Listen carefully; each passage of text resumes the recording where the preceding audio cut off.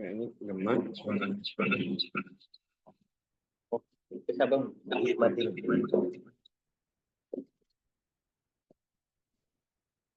Itunya mikir mati.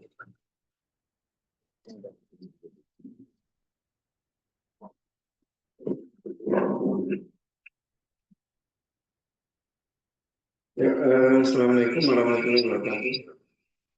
Gemak ya. Soalnya memang ya, pakai mic itu. Oke. Udah masuk. Nah, enggak ke ininya enggak gemak enggak? Capek. Ke HP-nya itu gemak. Ini memang. Memang kan. Bunyi enggak sih? Situ bunyi enggak? Dengar enggak? Dengar. Gemak. Ya. Biasanya kalau pakai mic yang enggak terlalu buka, gemak. Enggak. Enggak.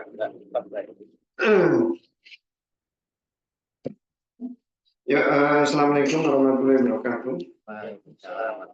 Alhamdulillah wassalatu wassalamu ala anbiya'il mursalin sayyidina Muhammadin wa alihi wa ashabihi. Malam ini kita lanjut untuk terjemah Sahih Bukhari. Kita sudah sampai ke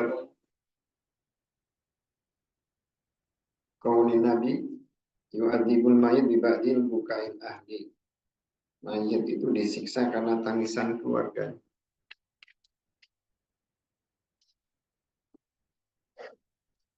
Hadasa telah menceritakan kepada kami Abdan.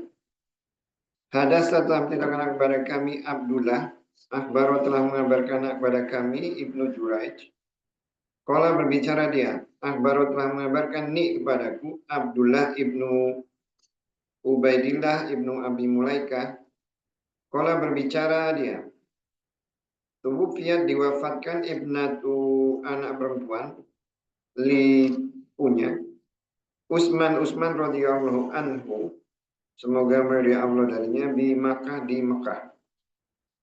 Wa dan jikna datang kami li untuk nashada menyaksikan kami hak kepadanya, wa dan hadar menghadiri hak kepadanya Ibnu Umar, wa dan Ibnu Abbas radhiyallahu anhu, semoga meridai Allah darinya. Wa dan ini sungguhnya akulah sungguh jalisun yang duduk baina antara huma dia berdua. Atau qala berbicara dia jalas tu duduk aku illa kepada ahadi salah seorang hima dia berdua. Summa terus ya datang al akharu yang lain. Pak maka jalasa duduk dia illa kepada jambi sebelahku. Pak maka qala berbicara Abdullah ibnu Umar radhiyallahu anhuma, semoga meridai Allah anhuma dari dia berdua. Li kepada Amr ibnu Usman, apakah la tidak tanha melarang kau dari al-bukai tangisan. Pak maka inna sungguhnya Rasulullah SAW. Kalau berbicara dia inna sungguhnya al-mayyita mayyit, atau ya orang yang meninggal lah sungguh yu'adzibu disiksa dia karena bukai tangisan ahli keluarga hiknya ala kepada hiknya. Pak maka kalau berbicara Ibnu Abbas radhiyallahu anhuma, semoga meridai Allah dari dia berdua. Kot sungguh karena ternyata Umar radhiyallahu anhu, semoga meridai darinya, yaqulu berbicara dia ba'da kepada sebagian dalika itu, summa terus hadasa menceritakan dia. Qala berbicara dia, saudaraku menemani aku ma'a beserta Umar radhiyallahu anhu, semoga meridai Allah dari dia berdua, min dari makati Mekah, hatta sehingga ida apabila kunna ternyata kami di Baida nama tempatnya. Ida ketika huwa dia birokibin yang berkendaraan tahta di bawah di lindungan samurah pohon samurah. Pak maka kola berbicara dia, idhab pergilah engkau, Pak maka ungdur lihatlah man kepada haulai semua ar-rukab, orang-orang yang berkendara. Kola berbicara dia, Pak maka nador tu melihat aku, Pak maka ida tak kalah Suhaibun Suhaib, Pak maka akhbar tu mengabarkan aku kepadanya. Pak maka kola berbicara dia, Ud'u memanggillah engkau kepada li kepadaku atau li untukku. Pak maka rojatu kembali aku ilah kepada Suhaib nama orang. Pak maka kultu berbicara aku irtahir berangkatlah. Pak maka ilhak temuilah Amirul Mukminin. Pak maka lama ketika usiba ditimpa Umar, dakhala masuk Suhaibun Suhaib, yabki menangis dia. Yakulu berbicara dia,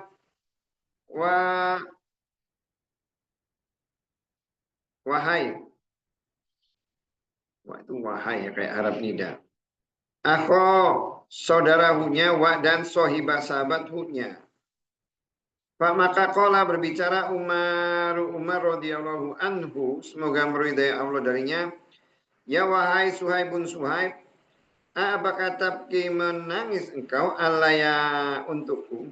Dan kot sungguh kola berbicara Rasulullah SAW. Inna semuanya al-mayita, orang yang meninggal yu'adzib, disiksa dia karena ba'di sebagian bukai tangisan ahli keluarga hiknya. Ala kepada hiknya. Kola berbicara Ibnu Abbas radhiyallahu an huma, semoga meridai Allah dari dia berdua. Pak maka lama ketika mata meninggal Umar radhiyallahu anhu, Zakar tu menyebutkan aku zalika itu li kepada Aisyah radhiyallahu anha, semoga Allah meridhoi darinya. Pak maka qolat berbicara dia, Rohimah semoga mengasihani Allah Umar. Wa demi Allah ma tidak hadasa menceritakan Rasulullah SAW. Inna sungguhnya Allah la sungguh yu'adzibu menyiksa dia al-mu'minina kepada orang beriman dengan bukai tangisan ahli keluarga hiknya ala kepada hiknya. Wa dan lakin tetapi Rasulullah SAW kala berbicara dia inna sungguhnya Allah la sungguh yazidu menambah dia al kafiro kepada orang kafir azaban siksa karena bukai tangisan ahli keluarga hiknya ala kepada hiknya. Wa dan kolat berbicara dia hasbu cukup kum bagi kalian Al-Qur'anu Al-Qur'an. Wa dan la tidak taziru menanggung waziratun yang menanggung wizro dosa ukhra yang lain. Kola berbicara Ibnu Abbas radhiyallahu anhuma indah di sisi dalika itu. Wa dan Allah huwa dia adhaka membuat tertawa dia, wa dan abka membuat menangis dia. Kola berbicara Ibnu Abi Mulaikah, wa demi Allah ma tidak kola berbicara Ibnu Umar radhiyallahu an, semoga yang meridai Allah anhuma dari dia berdua sayan sesuatu. Ini babnya kemarin adalah bab bahwa seorang mayit itu akan disiksa oleh tangisan keluarganya. Itu adalah hadis dari Nabi bahwa seorang mayit itu akan disiksa oleh keluarganya. Jadi Nabi itu ngomong gitu. Cuman kalau kita lihat di hadis itu ya, kalau para sahabat itu begitu dia mendengar hadis itu, ada yang mereka itu ketika mendengar hadis itu ya nggak banyak nanya. Begitu Nabi ngomong gitu ya sudah.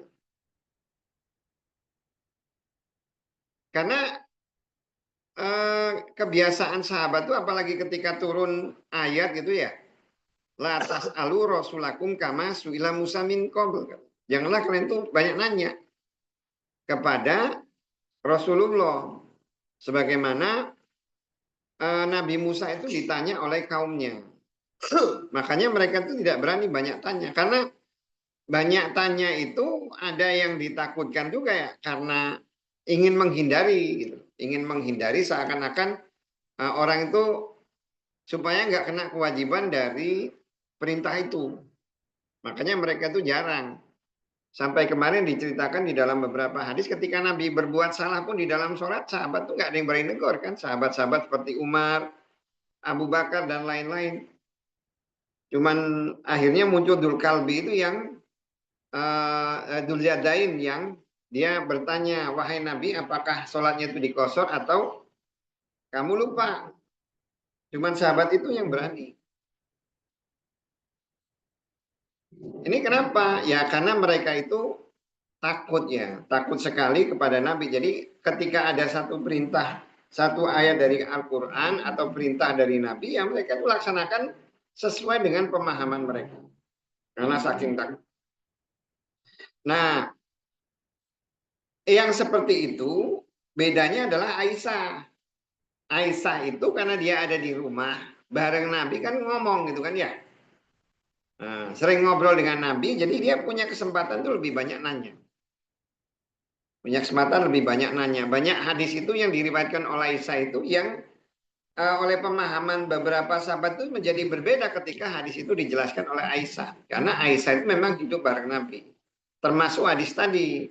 Hadis bahwa seseorang meninggal itu akan disiksa karena tangisan keluarganya. Nah, oleh Aisyah dijelaskan bahwa bukan itu maksudnya. Orang yang disiksa itu ya kalau memang dia itu berwasiat seperti itu.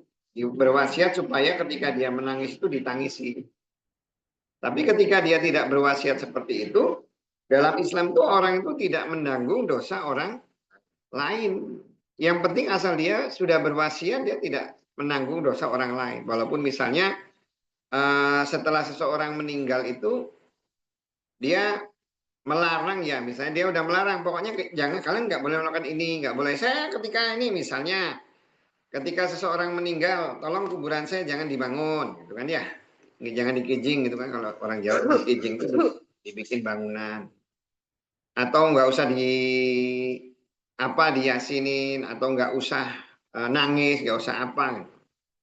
Yang seperti itu kalau dia udah berwasiat seperti itu, kemudian dia perlakuan seperti itu, maka tidak ada dosa bagi dia. Tapi ketika dia memiliki wasiat seperti itu dan dia laksanakan, maka dia ikut menanggung dosanya. Karena itu berarti dia berwasiat untuk melakukan itu. Itu makna dari sadis itu.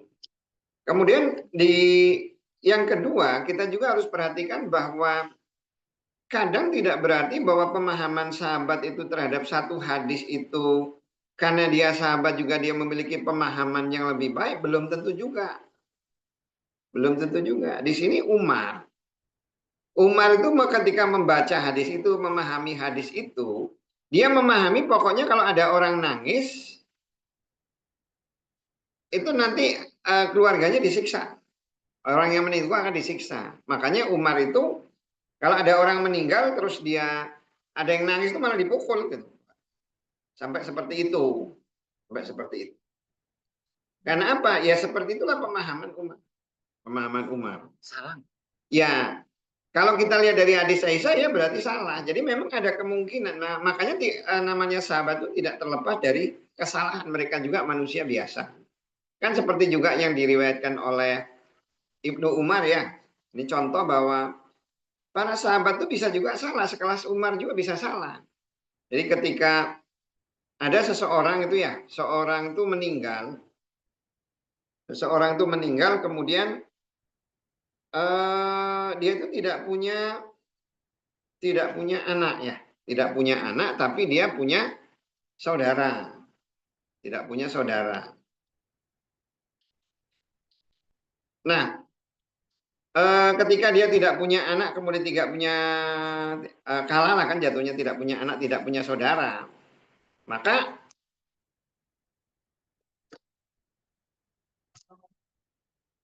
ditanya tentang warisannya, gimana warisannya? Kan kalau dia punya yang laki-laki itu punya saudara perempuan kan jatuhnya itu ke saudara perempuan atau saudara laki-laki dia, gitu kan ya. Jatuhnya itu ke saudara perempuan atau saudara laki-laki. Harusnya kan seperti itu. Jadi ketika ada seorang laki-laki meninggal gitu ya, ketika seorang laki-laki meninggal, mereka datang dari keluarga ini sama keluarga lakinya itu datang kepada Umar. Ngomong gitu kan ya, bahwa wahai amarul mu'minin katanya. Allah Subhanahu itu kan berkata kan ya.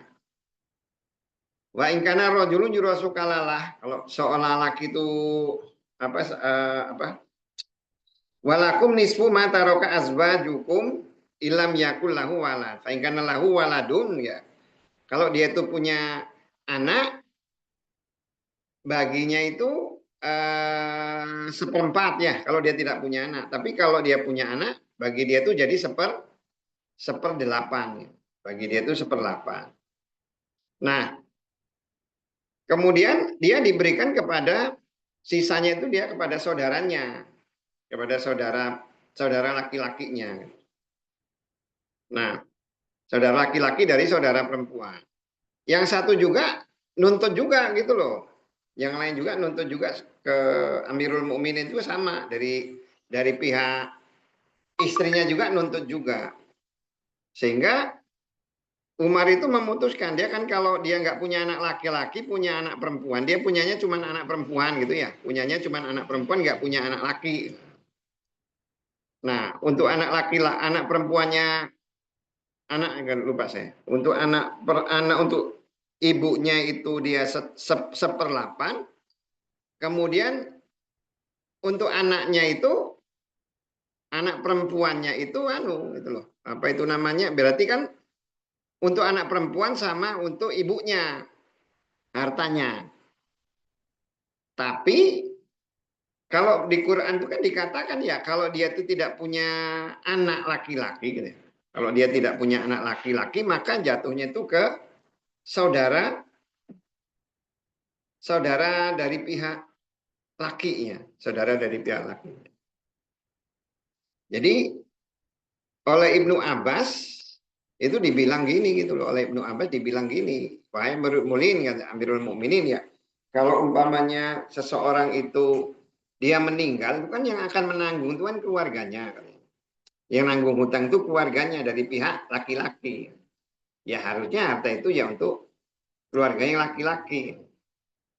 Jadi oleh Ibnu Umar itu ketika itu ya akhirnya dibuat keputusan seperti itu. Bahwa dari pihak keluarga laki-laki itu dapat saudara laki-laki, saudara perempuan dari pihak istri, kakaknya, adik-adiknya tuh hartanya itu dikasih.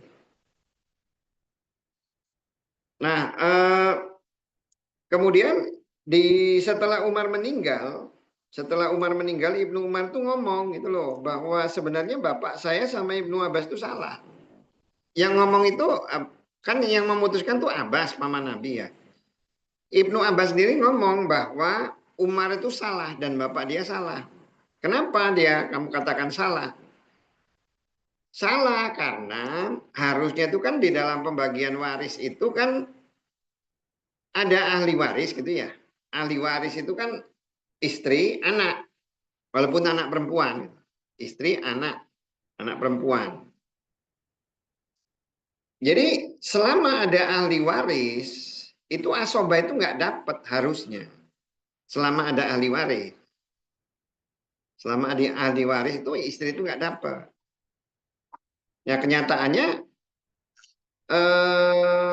apa itu namanya kok dari saudara perempuannya suami kok itu bisa dapat ya. Jadi dianggapnya itu menurut Ibnu Abbas itu sesuatu yang salah.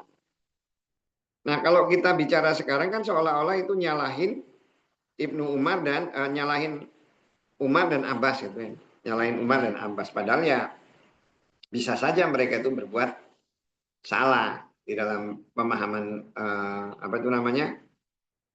memahami hadis juga memahami Al-Quran juga bisa juga salah juga.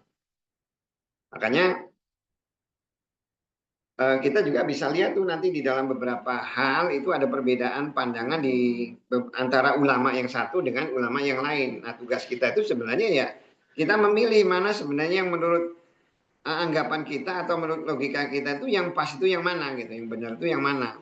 Makanya kita juga bisa banyak, jadi nggak mutlak gitu ya. Seperti yang tadi, kalau kita mengacu kepada Umar, kita akan beranggapan pokoknya setiap orang yang mati, kemudian dia ditangisi oleh keluarganya, ya disiksa. Gitu. Itu pendapat Umar itu seperti itu. Tapi kalau menurut Aisyah, enggak. Kemudian ulama berdasarkan hadis yang dari Aisyah, kemudian dari Umar itu mereka tuh menyimpulkan bahwa yang disiksa itu kalau ada wasiat. Kalau tidak ada wasiat, enggak. Makanya kalau acuan kita itu bahwa kita itu harus mengikuti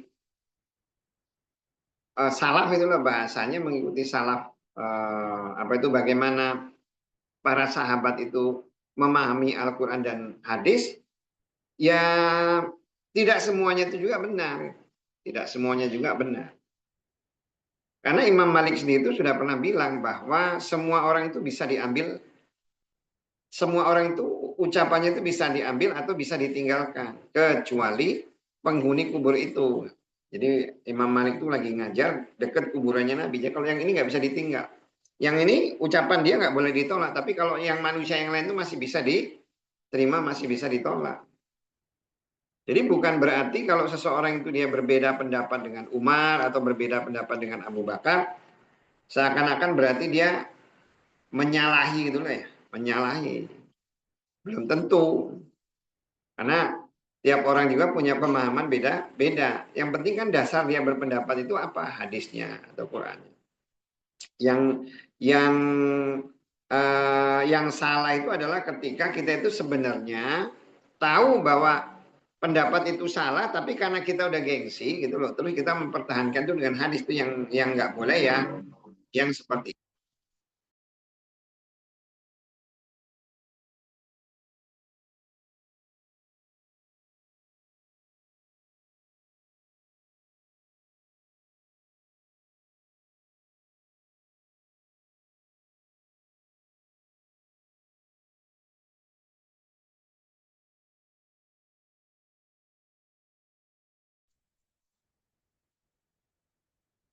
jadi ya sebenarnya dimungkinkan kalau seseorang itu dia punya pendapat yang lebih baik seperti sekarang ini.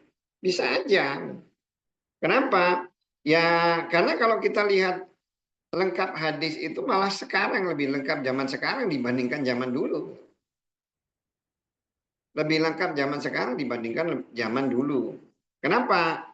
Ya kalau zaman sekarang itu kan sudah semua terkumpul semua hadis kan, Sahih Bukhari, Sahih Muslim, macam-macam semua. Bahkan orang sudah tahu dari Sahih Bukhari itu ada sebagian yang orang mengatakan bahwa ya mungkin dari sisi riwayat dia sahih tapi dari sisi matan tidak.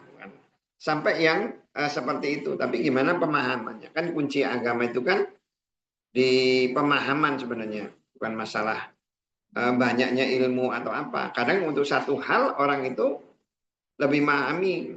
Sama lah kayak orang ya, orang zaman dulu ya, zaman dulu ketika orang membaca surat Ar-Rahman yang menyatakan bahwa di antara dua lautan itu ada dua air yang berbeda gitu kan. Orang nggak paham zaman dulu. Orang dulunya nggak paham. Tapi begitu ketemu di zaman sekarang, orang tahu ternyata di dalam lautan itu ada dua, yang air tawar sama yang air asin. Dulu orang nggak ngerti, orang itu nggak ngerti. Ya kayak Al-Alaq gitu kan ya, di surat Al-Alaq juga kan sebenarnya kalau kita menerjemahkan orang dulu kan segumpal darah. Padahal sebenarnya kan kalau kata Al-Alaq sendiri kan kalau di dalam bahasa Arab tuh alaqo itu kan sesuatu yang melekat gitu. Nempel.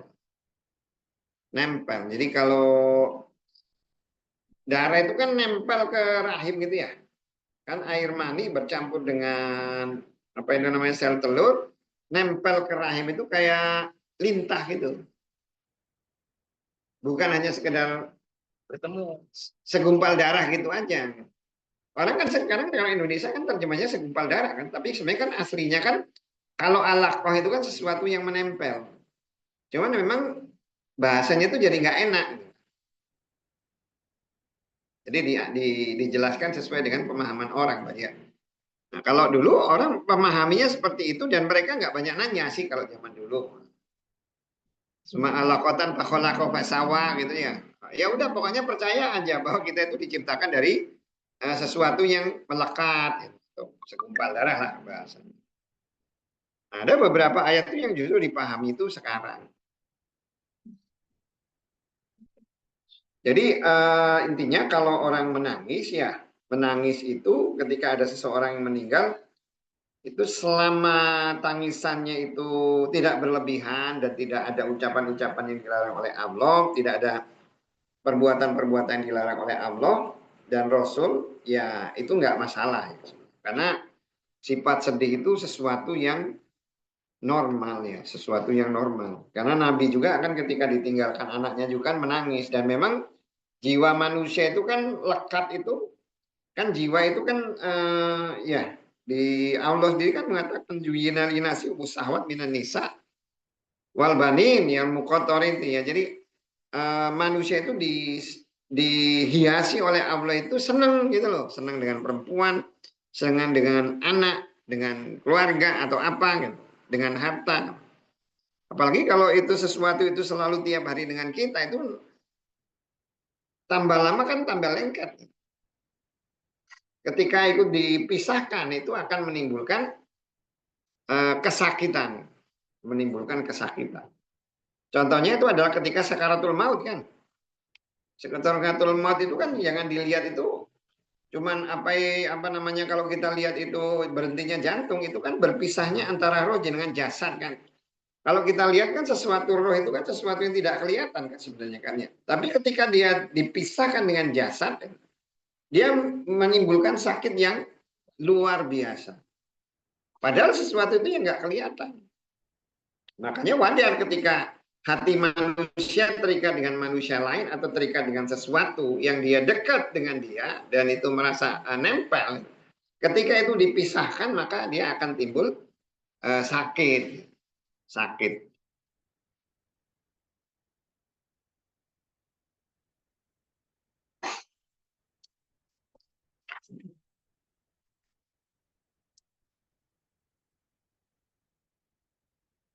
Pada sana Ismail ya? Bukan? Abdullah. Oh iya. Ada saat dalam cerita karena kepada kami Abdullah ibnu Yusuf akhbaro telah mengabarkan kepada kami Malik andari Abdillah ibnu Abi Bakar andari Abi bapaknya andari Amroh binti Abdurrahman Anna sungguhnya haknya akhbarat mengabarkan dia kepadanya Anna sungguhnya haknya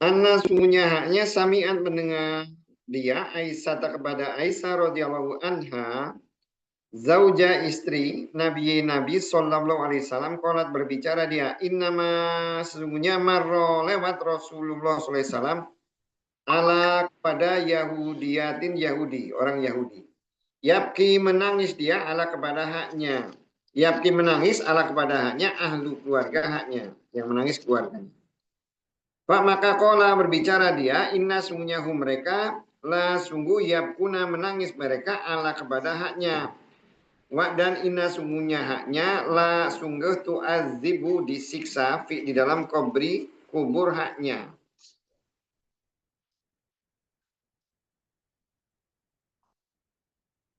Nah, kalau di hadis ini dikatakan bahwa ketika Nabi lewat kepada orang Yahudi yang sedang menangisi keluarganya, Nabi mengatakan bahwa sesungguhnya penghuni kubur itu disiksa di dalam kuburnya. Nah, ini ulama berbeda pendapat tentang siksa seseorang itu di dalam kubur bagi orang kafir. Di dalam hadis itu ada yang berkeyakinan bahwa kalau keluarga itu menangis, keluarga dari orang kafir itu menangis, maka orang kafir itu di dalam kuburnya itu akan disiksa. Jadi hadis itu hanya berlaku kepada orang kafir. Tapi kalau kita lihat di Al-Qur'annya wala taziru waziratun wizra ukhra dan tidak menanggung dosa seseorang itu dosa orang lain. Jadi kalau itu kalau itu tidak menjadi kebiasaan atau perintahnya ya sama itu kalau kata ulama sih. Kata ulama itu sama mau orang kafir, orang Islam kalau dia meninggal kemudian dia ditangisi oleh seseorang, maka mau orang kafir atau orang Islam sama kondisinya. Yang penting dia nyuruh nggak gitu. Karena gini, kalau umpamanya nih orang Yahudi dia nggak nyuruh, terus dia keluarganya menangisi, gitu kan? Jadi nggak salah dia kan. Masalahnya kan di sini di hadis ini kan dikatakan bahwa orang Yahudi itu disiksa. Ya memang orang kafir kan mau disiksa. Memang udah disiksa. Dia disiksa itu bukan karena ditangisinya. Tapi memang karena kafir. Makanya pasti dia disiksa. Bukan karena kekafirannya. Itu ulama berpendapat, ada juga yang berpendapat bahwa dia disiksa itu karena ditangisi. Diperberat dengan diperberat siksa dia itu karena dia ditangisi. Hanya ulama tidak menjelaskan bagaimana dia diperberat. Karena ketika itu dia disiksa di dalam kuburnya itu, apakah disiksanya itu bertambah berat siksanya, atau dipercepat siksanya, atau bagaimana ulama tidak menjelaskan. Tapi kalau di jalis ini jelaskan bahwa memang orang Yahudi itu, kalau orang di luar Islam di dalam kubur disiksa. Memang kalau keluarganya ketawa terus dia nggak disiksa, orang Yahudi disiksa. Ya disiksa juga kan, sama disiksa juga. Makanya sebagian ulama mengatakan bahwa hadis bahwa orang itu disiksa karena tangisan keluarganya itu untuk orang kafir. Kalau orang Islam akan disiksa kalau memang dia berwasiat seperti itu. Maka sebenarnya kuncinya itu di dua-duanya sama. Bagaimana dia memahami kebiasaan itu. Jadi kalau di dalam agama Yahudi memang ada kebiasaan bahwa seseorang itu harus menangis atau apa, terus dia tidak melarang itu, maka dia ikut disiksa juga. Siksanya dia bertambah karena dia tidak melarang. Tidak melarang. Kayak orang Cina ya. Orang Cina misalnya kan punya kebiasaan kan kalau orang nangis, semakin banyak yang nangis semakin bagus gitu kan ya. Karena kan maksudnya mau orang kan biar kelihatan gitu loh. Malaikat kalau udah jadi budaya kan. Apa? Kalau udah jadi budaya di tempat kita ini. Ya kalau udah jadi buaya tetap kita harus berwasiat kalau itu sesuatu yang salah. Jadi misalnya nih kayak di Kijing aja ya, di orang dibikinin bangunan. Kita udah tahu bahwa kebiasaannya seperti itu. Kita wanti-wanti sebelum nanti semuanya saya kalau meninggal jangan iniin gitu loh. Jangan sampai nangis gerung-gerung atau apa. Karena sebenarnya kan nangis itu yang tanda tidak menerima keputusan Allah sebenarnya yang ditakutkan. Tapi kalau nangisnya itu hanya sekedar nangis sedih itu ya sesuatu yang wajar. Apalagi kalau pakai kata-kata yang dilarang oleh agama itu yang nggak boleh.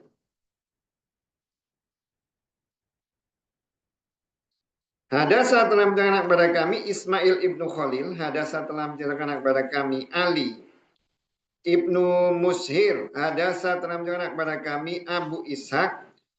Dan dia As-Saibani. dari Abu Burdah dari Abi Bapaknya qala berbicara dia lama ketika usiba ditimpa itu maksudnya dicelakai ya.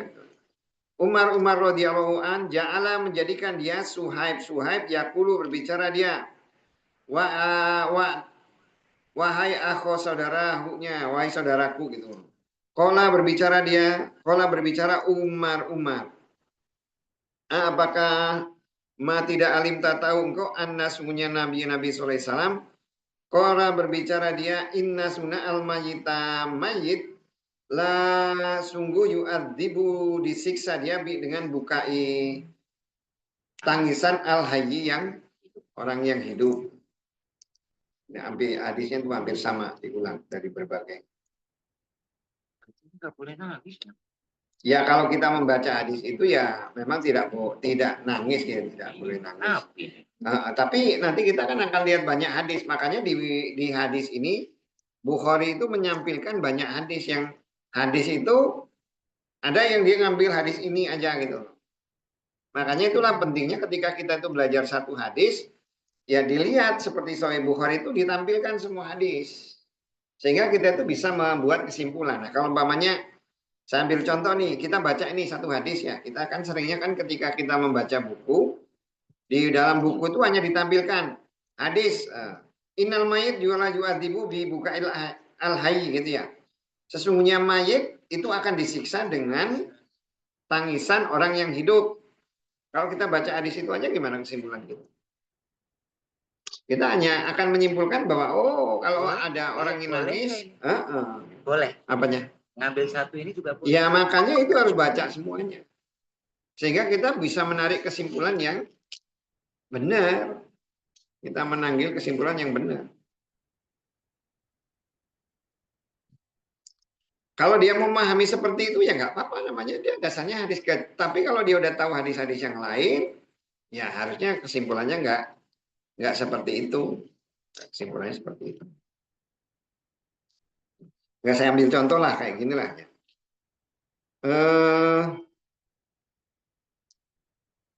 Kunut aja gitu kan ya. Kunut ya, sambil contoh kunut ya. Kunut itu kalau kita lihat hadis itu kan Nabi itu pernah kunut sebulan. Ya. Kemudian Nabi juga ada sahabat di hadis itu yang dia kunut di sholat subuh. Ya. Ada juga Nabi yang kunut sholat maghrib. Maghrib. Ada juga sholat duhur itu kan. Tapi kenapa kok sebagian dari kita itu sekarang dia mengambilnya yang subuh aja gitu kan? Harusnya bisa di maghrib, bisa di. Iya. Lah iya kalau kita kan cuma ambilnya subuh aja gitu. Tapi ketika kita lihat tiba-tiba orang misalnya kunut, kita anggapnya itu aneh ya, masalah sebenarnya. Kalau kita mau ngambil hadis ya sekalian, kenapa ngomongin kok cuma subuh aja? Yang bener ambil kapan nih di hadisnya Nabi kunut duhur, ya udah duhur ikut kunut. Isya kunut juga gitu kan ya. Sebenarnya. Tapi kan dari seluruh hadis itu nanti ulama kan membuat kesimpulan, oh ini sebenarnya kunut itu Nabi itu digabungkan. Kenapa Nabi itu kunut? Sama ketika membaca hadis juga seperti itu. Makanya kalau kita baca hadis, ya hadis itu rata-rata berulang-ulang dalam kondisi yang berbeda. Kemudian ada hadis yang lain yang dia menjelaskan satu sama lain, satu sama lain. Babu bab ma yang yukrohu tidak disukai min dari niyahah meratapi ala kepada al-mayyiti yang meninggal. Wa dan kola berbicara Umar radhiyallahu anhu, tinggalkanlah guna mereka, yabkina menangis mereka ala kepada Abi Sulaiman. Abi Sulaiman itu sebutan untuk Khalid bin Walid. Ma yang lam tidak yakun ternyata nakun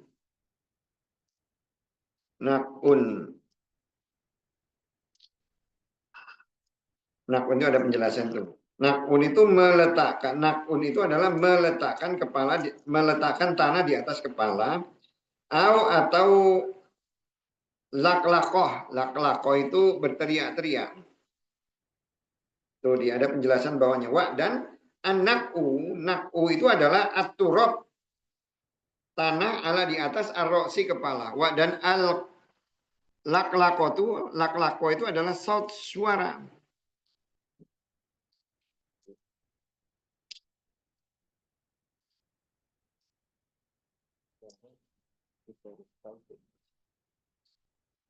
Nah, di judul babnya itu yang tidak disukai ya, yang dibenci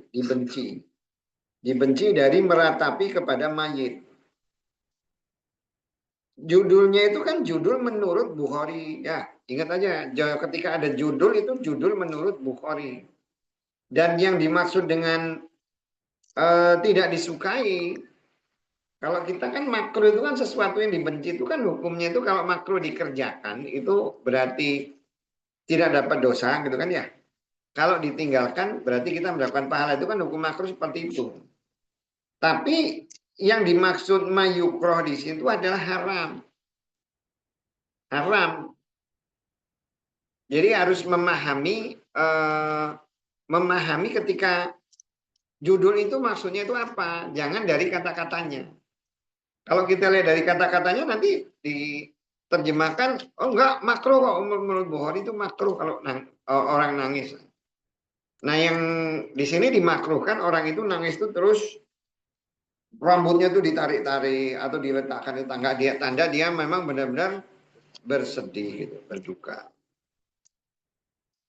Hadasa telah menceritakan kepada kami Abu Nuaim, hadasa telah menceritakan kepada kami Sa'id ibnu Ubaid, an dari Ali ibnu Rabi'ah, an dari Al-Mughirah radhiyallahu anhu, qala berbicara dia, sami itu mendengar aku Nabi sallallahu alaihi wasallam, yaqulu berbicara dia, inna sungguhnya kadziba dusta alaya atas namaku, laisa bukankah seperti kadzibi dusta ala kepada ahadin salah seorang, man yang kadzaba ala kepada ahadin seseorang. Man barang siapa kadzaba berdusta dia alaya atas namaku, muta'amidan dengan sengaja, Pak Makali agar ya tabawa menyiapkan tempat, menyiapkan dia mak ada tempat duduknya, mak ada tempat duduknya min dari an-nari neraka. Sami itu mendengar aku Nabi sallallahu alaihi wasallam yaqulu berbicara dia, man barang siapa niyah meratapi ala kepada hiknya, yu'adzibu disiksa bi dengan mak yang niyah meratapi dia ala kepada hiknya. Jadi kalau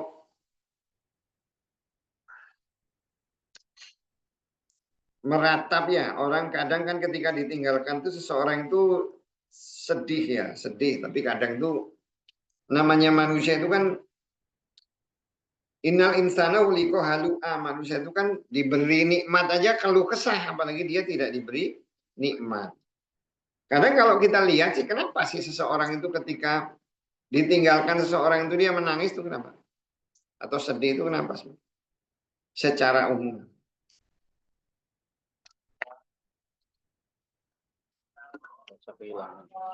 Merasa kehilangan. Sebenarnya bukan karena merasa kehilangan sih kadang ya. Tapi karena dia merasa bahwa dia tuh kok ngalami sesuatu yang buruk gitu kan ya. Dan orang lain tidak, kadang gitu. Kalau dalam perang itu mah jarang orang nangis. Kenapa seorang istri itu ketika dia tinggal suaminya itu nangis ya? Karena yang meninggal suami dia. Tapi kalau misalnya tetangganya juga tinggal juga, semua tetangganya suaminya tinggal juga, mungkin kesedihannya itu nggak seberat kalau sendirian. Kita sedih motornya hilang, tapi kalau semua motor sekampung hilang kan nggak sedih-sedih. Sama kayak orang inilah mahasiswa lah. Mahasiswa itu kan ketika dia hair sendirian sedih dia. Tapi kalau satu kelas hair semua malah nggak apa-apa. Nah kadang manusia itu ya aneh seperti itu. Nah dari itu makanya ketika kita itu ditimpa sesuatu yang kita anggap sebagai suatu musibah, ya kita coba melihat nikmat Allah yang diberikan kepada kita. Kemudian nikmat juga yang diberikan oleh Allah kepada orang lain. Banyak orang lain yang mungkin apa itu namanya? Banyak orang lain yang mungkin diberikan nikmatnya itu lebih sedikit daripada kita. Jadi misalnya ini contoh, kadang ada seorang misalnya kita kehilangan motor gitu ya, kehilangan motor. Padahal kita masih punya mobil. Harusnya kita ingat kita ini masih punya tetangga yang dia itu cuma punya sepeda masih hidup kok nggak ada masalah kok. Jadi lebih lihat ke bawah. Tapi kalau dilihat, aduh nanti saya gimana? Oh, apalagi sampai misalnya ditinggal nanti siapa yang ngurus saya sampai kan. Itu sebenarnya cara kita menghibur diri, gitu. Cara menghibur diri supaya tidak meratapi. Karena Nabi itu barang siapa dia meratapi ya. Orang itu meratapi itu ya kalau disuruh tetap sih ya. Maka orang itu akan disiksa dengan karena ratapan orang tersebut. Nah, meratap itu kayak ini ya, biasanya diiringi dengan ucapan atau dia perbuatan-perbuatan seperti tadi. Dia menangis, kemudian jambak-jambak atau apa atau menyalahkan diri sendiri. Padahal sebenarnya manusia itu sebenarnya tidak perlu menyalahkan sesuatu yang sudah terjadi. Nggak sudah terjadi ngapain disalah-salahin kan udah anukannya. Misalnya nih kita nggak sengaja nyenggol apa jatuh, ada yang meninggal ya sudah namanya mau udah terjadi mau diratapi juga ya nggak bisa dibalikin juga kan ya. Karena ujungnya kalau kita banyak melihat itu ya timbulnya itu kalau gitu ya kalau dan itu kan tidak boleh kalau itu menimbulkan banyak angan-angan. Hadasa telah menceritakan kepada kami abdan, kola berbicara akbar telah mengabarkan ni padaku, abi bapakku andari Su'bah, andari Qatadah, andari Sa'id ilmu Musayyib, andari Ibnu Umar, andari bapak abi bapaknya radhiyallahu anhuma, semoga meridai Allah dari dia berdua, andari Nabi sallallahu alaihi wasallam. Kola berbicara dia al-mayitu orang yang meninggal yu'adzibu disiksa fi dalam kubur hidnya. Karena makna niyaha meratapi ala kepada hiknya. Taba'a mengikuti kepadanya Abdul A'la hadasa telah menceritakan kepada kami Yazid Ibnu Yuraib hadasa telah menceritakan kepada kami Sa'id hadasa telah menceritakan kepada kami Qatadah dan kola berbicara Adam dari Su'bah al-mayitu orang yang meninggal yu'adzibu disiksa dia dengan bukai tangisan al-hayyi orang yang meninggal ala kepada hiknya. Nah, di sini juga secara tidak langsung menunjukkan bahwa siksa kubur itu ada. Siksa kubur itu ada.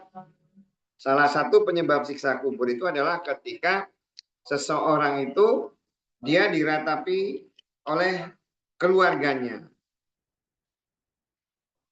yang disebabkan ya apakah karena perintahnya atau karena ada kebiasaan yang dia tidak melarang ya tidak melarang kan kehidupan kubur itu kan ya kehidupan alam barzah ya makanya kan di Quran itu kan yaumat tublas saroir hari ketika diperlihatkan semua rahasia ya saroir itu kan sesuatu yang tidak kelihatan. Sesuatu yang tidak kelihatan itu kan saroir. Atau sesuatu yang gaib. Nah manusia itu sebenarnya kubur itu adalah Allah itu memperlihatkan apa yang selama ini dia sembunyikan di dunia. Kan ada si orang ya di dunia ini dia di depan orang dia berperilaku baik tapi di belakangnya dia buruk. Maka nanti di kuburan itu kelihatan. Yang benar siapa, yang baik itu siapa. Makanya Sofyan As-Sauri itu kan mengatakan bahwa innallaha ya'murukum bil adli wal ihsan. Jadi sesungguhnya Allah itu menyuruh ya'murukum bil adli, menyuruh dia kepada kalian itu dengan keadilan, adil. Nah, adil itu adalah ketika ibadah kita yang rahasia itu sama dengan ibadah kita yang terang-terangan. Itu adil. Namanya adil. Jadi misalnya contoh. Mas Yusuf ini misalnya sedekah, zakat gitu kan, bayar kan, ketahuan sama orang kan 1 juta gitu ya. Ya. 1 juta. Itu kan yang kelihatan orang kan. Namanya zakat kan. Zakat kan nggak mungkin kita mau sembunyi-sembunyi. Pasti lewat amil kan kelihatan. Jadi kalau kita itu adil, ya mau lebih adil itu harusnya itu kita sedekah juga 1 juta yang orang nggak tahu juga. Dan ihsan itu adalah ketika ibadah kita itu yang rahasia itu lebih dari yang terang-terangan. Makanya nanti orang yang paling beruntung di akhirat itu adalah termasuk di alam barzah itu adalah orang yang tadi minimal dia adil. Yang amal perbuatan rahasianya yang tidak ketahuan itu lebih banyak daripada orang lain. Makanya kenapa ulama itu selalu mendorong ya kita harus ibadah itu harus ada juga ibadah yang memang tidak kelihatan oleh orang lain. Supaya apa? Ya karena kalau ibadah itu tidak kelihatan orang lain itu kan jelas kita itu memang benar-benar hanya mengharapkan pahala dari Allah. Tapi kalau yang ibadah itu di depan orang ada kemungkinan gitu loh kita itu mengharapkan apa pujian orang atau apa. Tapi kalau umpamanya nih kita malam-malam sendiri sholat nggak ada yang tahu, nggak mungkin lah kita itu mau pamer saya sholat malam kan nggak kan, nggak ada yang tahu. Jadi ya alam barzah itu adalah yaumatublas sarair, hari ketika manusia itu diperlihatkan rahasianya, sesuatu yang tersembunyi. Makanya kita itu harus banyak melakukan amal-amal yang mungkin orang lain itu tidak tahu. Hadasa babu bab. Jadi kalau ada satu bab kemudian tidak diberikan judul, gitu, tidak diberikan judul, ulama itu ada berpendapat bahwa Bukhari itu belum bisa mengambil kesimpulan dari hadis itu. Gitu. Tapi ada juga yang mengatakan bahwa ya memang seperti itu gitu loh, nggak jelas gitu. Bukhari tahu gitu loh, itu ditulis bab bukan karena dia itu tidak ada kesimpulan atau apa. Ya tapi memangnya Bukhari seperti orang nggak tahu maksudnya kenapa. Kan disebutnya kan bab tapi nggak jelas babnya apa. Hadasa telah menceritakan kepada kami Ali ibnu Abdillah. Hadasa telah menceritakan kepada kami Sufyan. Hadasa telah menceritakan kepada kami Ibnu Munkadir. Qala berbicara dia, sami itu mendengar aku Jabir ibnu Abdillah radhiyallahu anhuma, semoga beridho Allah dari dia berdua. Qala berbicara dia, Jia didatangkan bi dengan abi bapakku yauma di hari Uhud, perang Uhud. Kau sungguh musila itu dimutilasi. Bi dengan hiknya hatta sehingga wudi'a diletakkan dia baina antara yadai depan Rasulullah SAW. Rasulullah SAW. Wa dan kot sungguh sujia ditutup dia sauban dengan kain. Pak maka dahab tu pergi aku. Uri itu bermaksud aku untuk aksifa membuka aku an dari huknya. Pak maka naha melarang nih kepadaku kaumku. Suma terus dahab tu pergi aku aksifu akan membuka aku dari huknya. Pak maka naha melarang nih kepadaku kaumku. Pak maka amaro menyuruh Rasulullah SAW. Pak maka rufi'ah diangkat. Pak maka Sami'a mendengar dia sauta suara soihah yang berteriak, maksudnya nangis, perempuan yang nangis. Soihah itu perempuan yang nangis. Pak maka kola berbicara dia, man siapa hadihi ini? Pak maka kolu berbicara mereka ibnatu anak perempuan Amr. atau ukhtu, saudara perempuan Amr. Kola berbicara dia, Fak makali karena apa tabki menangis engkau, atau la jangan tabki menangis engkau. Fa maka yang tidak zalat henti-hentinya al malaikatu malaikat tudilu menaungi dia badannya dengan ajnihati sayap-sayap haknya hatta sehingga rupiah diangkat ya.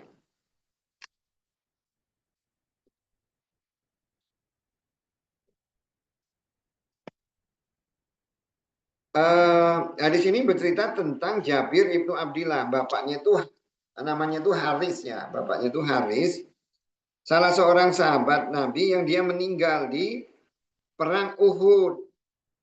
Perang Uhud itu kan perang yang terjadi setelah perang Badar, di mana di perang Uhud itu pasukan Nabi itu udah lebih banyak. Kalau di perang Badar itu pasukan Nabi itu 300, kemudian di perang Uhud itu pasukannya udah sekitar 900 sampai 1.200 lah, sekitar itu pasukannya. Sehingga orang-orang itu di perang Badar yang jumlahnya 300 terus melawan orang Quraisy yang jumlahnya itu sekitar 1.000, itu orang Islam itu menang. Sehingga di perang Uhud itu ketika jumlah yang dibawa itu udah 1.000, orang Islam itu udah ngomongnya nggak mungkin kalah nih. Kemarin 300 ngalahin 1.000 menang ini. Kalau ini sekarang udah 1000-an ngawan 2.000, pasti menang. Nah, waktu perang itu akhirnya terjadi kekalahan ketika sahabat yang diperintahkan oleh Nabi itu untuk berdiam di atas bukit, tugasnya itu memanahin musuh dari atas. Ketika akhirnya mereka berhasil menguasai musuh, kalah, musuhnya pada kabur, meninggalkan harta rampasan, yang di atas ikut juga mau ngambil harta rampasan. Padahal Nabi itu udah berwanti-wanti, kalian tidak boleh meninggalkan bukit ini dalam keadaan apapun, mau bahaya apapun, pokoknya jangan ditinggal. Jadi begitu dianggapnya kan mereka tuh ninggalin tuh bukan ninggalin perang ya, sahabat tuh yang di atas bukit itu. Mereka nganggap bahwa perang itu udah selesai, orang Quraisy sudah kabur semua. Begitu mereka turun, rupanya dari belakang tuh masuk Khalid bin Walid yang waktu itu masih kafir, naik ke bukit. Jadi mereka yang giliran dipanai. Sehingga semua orang Islam itu pada kabur kecuali beberapa orang sahabat. Termasuk di dalamnya itu Haris dan beberapa sahabat yang dekat sama Nabi itu yang benar-benar melindungi Nabi. Makanya ada sahabat itu yang digambarkan di hadis itu seperti landak gitu. Seperti landak. Karena saking banyaknya panah yang ada di tubuh dia, ngalangin supaya Nabi itu jangan. Nabi itu ketolong itu dia jatuh ke lubang sehingga panah itu nggak kena ke dia malah. Nah, salah satunya itu Haris meninggal. Nah, oleh Nabi, ini bapaknya Jabir itu oleh Nabi itu dikubur di situ bareng. Semua korban itu kan akhirnya kan setelah Khalid bin Walid menguasai atas, akhirnya balik lagi orang Islam ya, balik nyerbu, akhirnya bisa menang lagi. Nah, itu banyak yang menjadi korban di perang Uhud, salah satunya itu Haris. Kemudian Haris itu setelah dikuburkan, itu Jabir itu bapaknya, anaknya itu ngikir, kok bapak saya itu dikuburin di situ bareng-bareng yang lain. Akhirnya digali dibawa, mau dikuburin sendiri. Dari hadis itu juga boleh kita itu memindahkan ya makam dengan alasan tertentu ya, dengan alasan tertentu. Misalnya gini kan, kalau misalnya kan yang benar itu kan kalau namanya orang Islam tuh harusnya itu dimakamkan di pemakaman orang Islam. Tapi ternyata sebelahnya kok bareng, sebelahnya orang Nasrani, udah kasihan lah dikubur, udah pindah aja tempat yang lain. Kenapa? Ya karena kalau dimakamkan di sebelahnya makam orang Nasrani, tadi orang Nasrani kan disiksa, takutnya dia tidak disiksa. Nah, itu yang kata ulama itu seperti itu gitu loh. Kata ulama itu nggak boleh nggak boleh bareng gitu ya. Kenapa? Ya karena katanya kalau di dalam kubur itu seperti dalam kaca, saling lihat. Ketika lihat disiksa, kasihan. Makanya Imam Abu Hanifah itu ditanya gitu loh, ketika ada seorang perempuan Nasrani meninggal, bagusnya gimana? Di hamil ninggal. Dia ditanya bagaimana? Dikubur di mana? Kata Abu Hanifah itu nggak dikuburin di kuburan orang Islam, nggak juga dikuburin di kuburan orang Nasrani. Kenapa?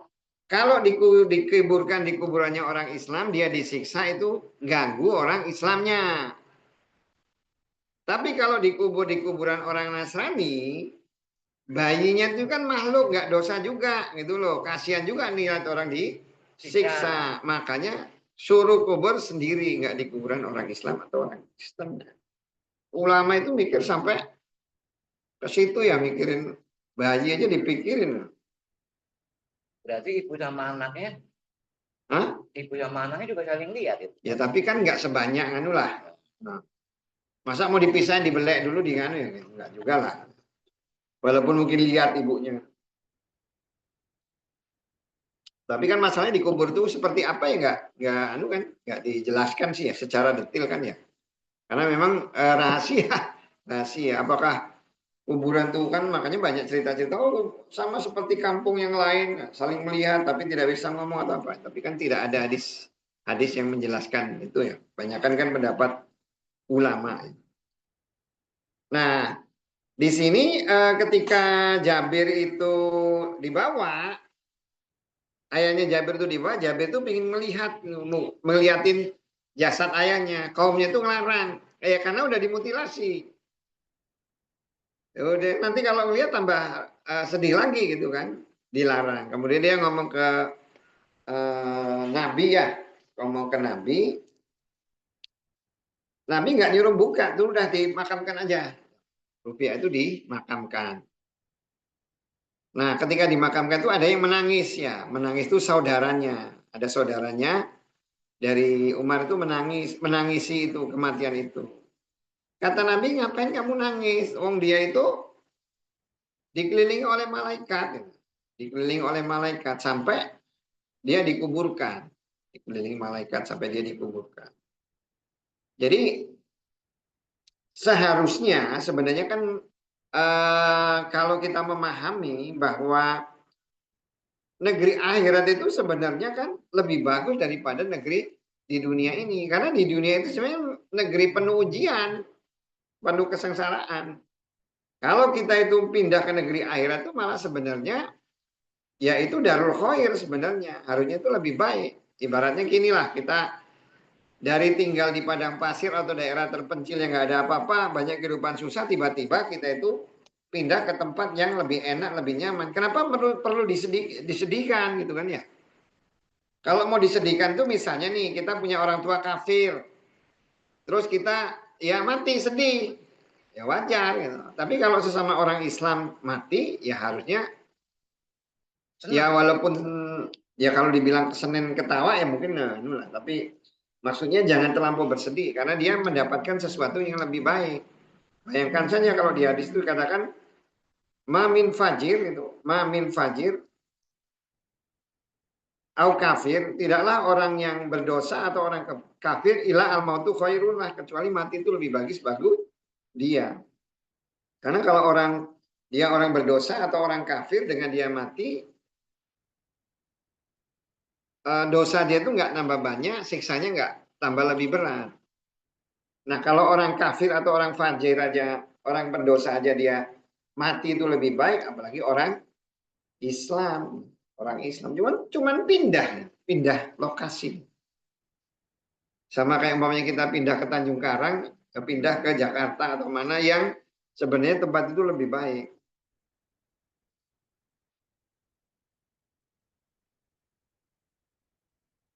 Nah malaikat ya, karena ini Jabir ini kan meninggalnya itu meninggal mati syahid ya, dia kelilingi oleh malaikat. Malaikat itu nungguin. Babu bab laisa bukan min dari nak kami man yang sako merobek-robek al juyu babaju. Hadasa telah menceritakan kepada kami Abu Nuaim, hadasa telah menceritakan kepada kami Sufyan, hadasa telah menceritakan kepada kami Zaid al-Yamiu. Yamiu apa Yamiu? An dari Ibrahim, an dari Masruk,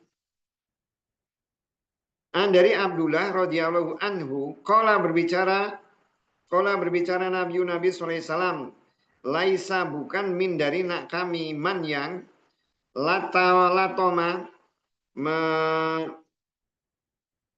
apa itu namanya? Memukul al-hudud pipi ya, mukul-mukul pipi.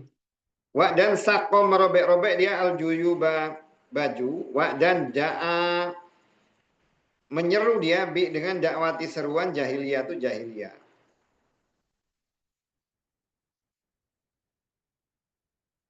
Nah, kita akan sering nih ketemu hadis laisa minna bukan dari kami.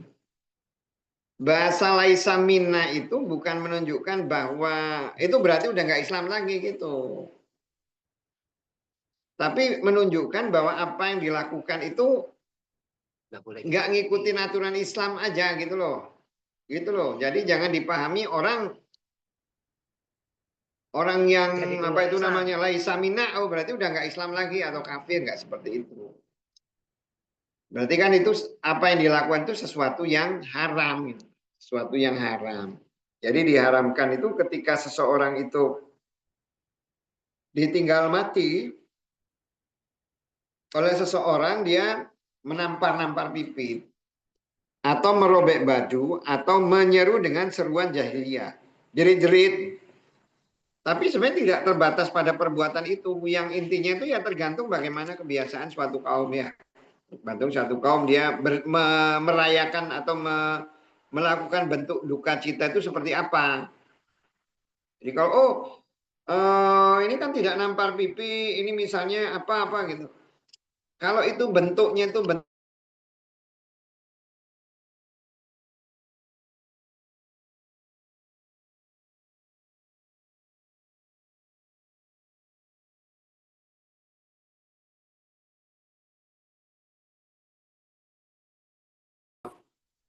apa itu namanya merobek-robek baju atau menyeru dengan seruan jahiliyah. Makanya ada sebagian ulama itu kan yang menganggap itu ya kumpul-kumpul aja itu tidak boleh karena itu sebenarnya bentuk duka cita, ngumpul-ngumpul terus atau apa. Ya karena itu. Jadi intinya itu sebenarnya semua hal ya yang menunjukkan dia tidak menerima, karena perbuatan-perbuatan ini kan menunjukkan dia tidak menerima secara ikhlas ketentuan dari Allah. Kan sebenarnya kan namanya manusia, makanya di dunia itu dikatakan kan mata'ul ghurur ya, kesenangan yang menipu. Ya menipu karena semua itu pasti ada batasnya. Orang itu mau apa juga pasti ujungnya mati gitu kan ya. Mesti semuanya itu ada ujung. Mau nyari apapun mesti semuanya itu ada ujung. Hanya kadang manusia itu sering lupa bahwa dia itu punya ujung, punya batas. Hanya orang-orang yang berpikir aja, yang dia memahami bahwa hidup ini semuanya itu ada batasnya. Makanya kalau kita mengejar dunia sampai habis tenaga kita itu sebenarnya orang yang merugi. Kenapa? Karena ujungnya kita ini memiliki batas umur ya, batas umur. Semuanya itu pasti ada batasnya lah.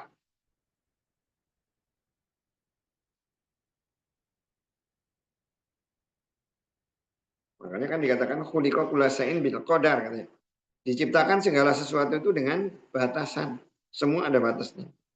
Senang juga ada batasan. Kan kalau di dalam kesehatan itu kan gini sih, kalau di dalam kesehatan tuh ketika seseorang itu minum obat nyeri gitu. Obat nyeri itu biasanya perlunya berapa? 400 gram. Terus dia minumnya itu 800 gram. Itu tidak membuat dia itu jadi lebih hebat nyerinya itu jadi lebih kan enggak gitu. Sama aja. Iya, kalau kurang dia efeknya enggak anu, kalau kelebihan tetap ya dia cuma perlunya 200. Nah, gitu kan kehidupan juga kan seperti itu sih sebenarnya. Kita mau mengejar rezeki mau seperti apa, tetap kita makan juga ya segitu. Terus kita ini mencegah supaya kita tidak sakit, ya tetaplah nanti ujungnya manusia akan ketemu sakit. Tambah tua, hanya masalah cuma bisa nunda kan kayak sekarang nih perempuan. Oh supaya tetap cantik gitu kan ya, tetap nanti ujungnya kan jadi tua juga. Sesuatu yang tidak bisa dihindari. Bab ro'a ya? Hah? Risa inna.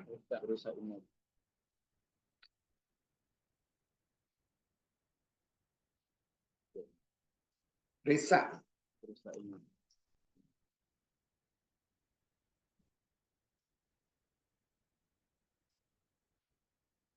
Apa ya? Risa itu kayak tangisan ya. Tangisan. Tangisan Nabi SAW saat kepada saat Ibnu Khawlah.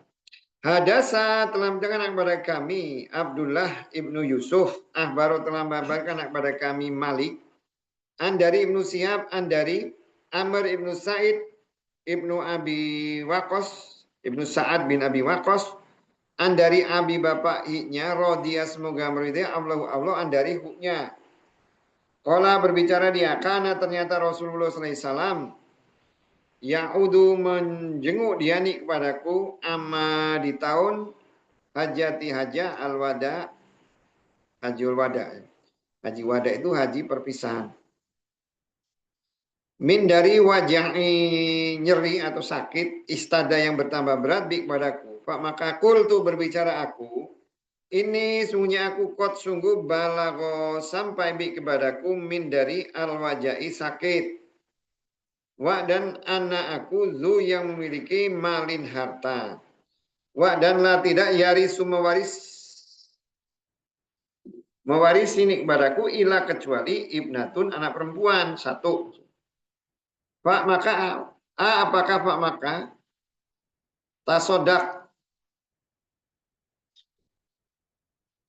tasodaku bersedekah aku dengan sulusa 2/3 mali hartaku. Kola berbicara Nabi Allah jangan. Pak maka kultu berbicara aku dengan setengahnya. Pak maka kola berbicara dialah jangan. Suma terus kola berbicara sulus 1/3.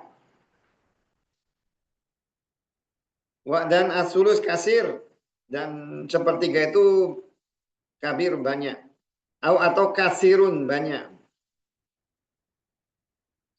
Inna sungguhnya engkau kalau tadaro meninggalkan dia. Tadaro meninggalkan kau warosata ahli waris engkau agnia al kaya. Khairun lebih baik min dari bahwa tadaro meninggalkan engkau pada mereka alatan yang miskin yatafakauna meminta mereka nasak pada manusia. Dan kalau engkau tidak tunfik. Dan inaka ya? Ina ya? Ina apa ini? Ina sungguhnya engkau tidak tunfiku menginfakkan engkau. Nafakotan suatu nafkah tabtagi mencari engkau dengan haknya wajah keriduan Allah ila kecuali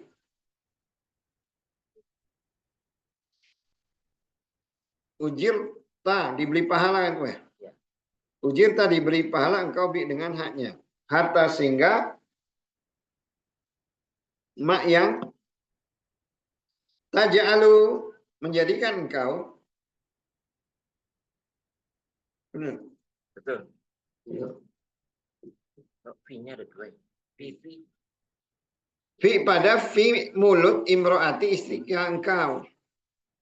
Maka qultu berbicara aku ya wa Rasul Allah.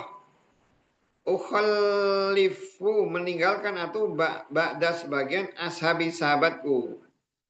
Kala berbicara dia, inna sunyaka engkau lan tidak tukhalif tertinggal engkau. Pak maka takmal mengerjakanlah engkau amalan perbuatan solihan yang soleh.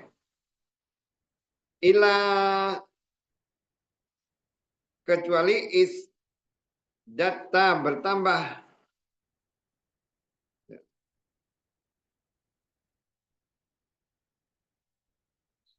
Izdat bertambah engkau data bertambah engkau bi dengan haknya bi dengan hiknya darajah. Wa dan rifatan. Rifatan itu kedudukan ya, kedudukan atau jabatan. Kan dari rofa akan mengangkat itu kan, atau jabatan. Suma teruslah Allah mudah-mudahan engkau bahwa tukhalif tertinggal engkau hatta sehingga yang tafi bermanfaat atau memberi manfaat bi dengan engkau aqwamun kaum wa dan yudorru dipersulit bi dengan ka engkau akhoruna yang lain. Allahumma ya Allah amdi sempurnakanlah di bagi ashabi sahabatku hijrahum mereka. Wa dan la jangan tarudda mengembalikan kahum pada mereka ala kepada aqabi. Wa tumit mereka. Tumit mereka maksudnya ya balik lagi dari Islam. Lakinna tetapi al-ba'isu sedih kesedihan as-Sa'du Sa'ad ibnu Khawlah. Sa'ad ibnu Khawlah. Yarisi mewarisi hi telah kepada hunya Rasul Allah an bahwa mati dia di Makkah Mekah. Ini cerita tentang Nabi. Jadi Nabi itu pergi haji di Haji Wada, di Haji Wada. Haji Wada itu disebut sebagai haji perpisahan ya, karena itu adalah haji terakhir Nabi itu terakhir Nabi pergi haji dan itu juga pertama Nabi pertama kali pergi haji. Dulu sebelum Hudaybiyah itu Nabi itu mau pergi haji tapi dihalangi jadi nggak boleh. Setelah itu Nabi udah sibuk dengan perang. Udah sibuk dengan perang. Nabi itu kan ada perang tuh sampai 23 kali loh di dalam hidup dia itu perang 23 kali. Dia umroh, ada umroh tapi dia tidak pergi haji. Haji juga dia perginya di terakhir. Di terakhir dia baru pergi. Nah, saat dia pergi haji itu bersama para sahabatnya. Salah satunya itu Sa'ad bin Abi Waqqas. Sa'ad bin Abi Waqqas itu dia orang kaya. Orang kaya. Ketika sampai di Mekah dia sakit parah yang kayak mau meninggal gitu loh. Jadi sebelum dia ketemu Nabi dan dia ingin menyedekahkan 2/3 hartanya. Oleh Nabi itu nggak boleh menyedekahkan 2/3 hartanya. Jadi oleh Nabi kemudian dia ngomong setengah. Jangan kata Nabi, jangan menyedekahkan setengah. Sepertiga, ya kalau sepertiga itu udah lebih dari cukup lah, udah bagus lah. Sepertiga itu ya banyak. Nah kalau di sini dikatakan bahwa Sa'ad bin Abi Waqqas itu zumal ya. Zumal itu menunjukkan bahwa seseorang itu memiliki harta itu banyak. Gitu loh. Bukan dikit, tapi harta yang banyak. Makanya dia disebut zumal. Nah, saat Abi Waqqas itu kan beranggapan kalau dia punya harta terus disedekahkan di jalan Allah itu kan lebih baik gitu kan ya dibandingkan dia kalau dia dijelaskan bahwa saat bin Abi Waqqas itu punya 1 anak perempuan gitu. Daripada hartanya dikasih anak perempuan, ngapain anak perempuan kan nggak pergi jihad gitu kan ya. Kalau duitnya itu disumbangkan, disedekahkan untuk Nabi, untuk jihad kan lebih bagus. Oleh Nabi nggak boleh yang seperti itu. Padahal kalau kita oh ya enggak, jihad itu lebih bagus daripada dikasih anak perempuan, paling dipakai untuk belanja di Shopee, di mall. Tapi kalau Nabi nggak boleh. Kata Nabi itu kalau kamu meninggalkan keturunan kamu itu kaya itu lebih baik daripada kamu meninggalkan keturunanmu miskin. Nah berdasarkan hadis ini ulama mengatakan bahwa kemudian dikatakan juga bahwa apa yang kamu kasihkan ke keluarga kamu itu setiap yang kamu kasihkan termasuk yang masuk ke mulut istri dan anakmu itu dihitung sebagai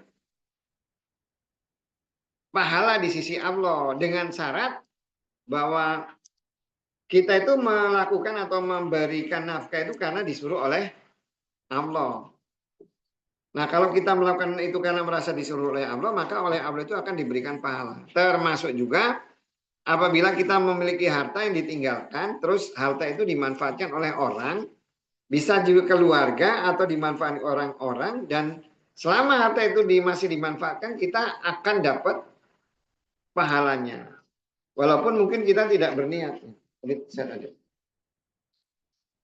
Jadi misalnya gini nih Mas Yusuf, misalnya meninggal ya, terus punya harta, hartanya itu dipakai oleh siapa gitu loh. Walaupun Mas Yusuf tuh mungkin niatnya bukan untuk itu, tapi oleh misalnya dikasih ke siapa, Akbar, sama Akbar dikasihin siapa. Ternyata harta itu memberikan manfaat. Selama itu harta itu memberikan manfaat, ya Mas Yusuf itu akan tetap dapat pahala. Walaupun mungkin tidak ada niat tadinya mau ngasihin. Atau misalnya tiba-tiba meninggal nggak ada wasiat. Jadi itu saking sayangnya Allah ke kita ya. Jadi apapun yang kita berikan ya kepada keluarga kita, kepada orang kita ngasih makan atau apapun.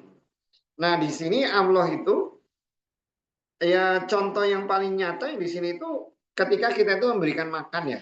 Karena memang aslinya itu namanya ibadah yang paling utama itu yang memberi makan sama minum, memberi makan sama minum itu.